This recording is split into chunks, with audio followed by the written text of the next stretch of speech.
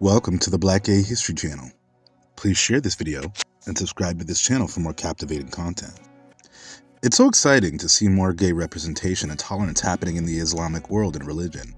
I was able to attend a conference on HIV and AIDS healthcare here in Toronto and got to hear incredible HIV and LGBT activists, including gay Islamic leader and activist El Farouk Kaki, talking about the barriers to people of color's access to healthcare. On the other side of the globe, or down under in Australia, Warsame became the first Australian openly gay Imam in the country's history and has started an organization to support other LGBTQ Muslims in the country. Warsame is a Somalian immigrant who has been living in Australia for many years, and though Australia has become one of the most progressive countries in the world for LGBTQ rights, many Muslim Australians, as well as Australians of color, are affected by the homophobic attitudes of their home countries and their cultures that can migrate with them. In Somalia, his home country, same-sex acts are punishable from 3 to 5 years, and the Somali people, whether at home or abroad, have religious intolerance for gay relationships. LGBT rights in Australia are much more progressive though there are some territories that are more progressive than others. Similar to what I've seen in the US regarding states' rights, differing from liberal to conservative, certain Australian states can be more progressive or not. States like New South Wales, Tasmania, and Victoria offer same-sex couples domestic partnerships, while a few others don't. However, same-sex adoption and parenting is legal across the board in all 8 Australian states.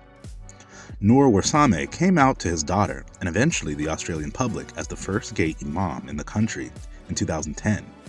In interviews with FaceToFaceAfrica.com, Warsame explains how he was a respected imam in the Melbourne Muslim community, leading many mosques in worship, but after coming out was outcast from the Muslim community in Melbourne, and like many other LGBTQ leaders around the world, has received death threats for his activism. In these interviews, he also disclosed he's no longer allowed in many of the mosques he once led and frequented. Another incredible detail about this brave leader is that he is also a hafiz, a term I was unfamiliar with till reading this article, meaning he knows the entirety of the Quran by heart, which is an incredible feat.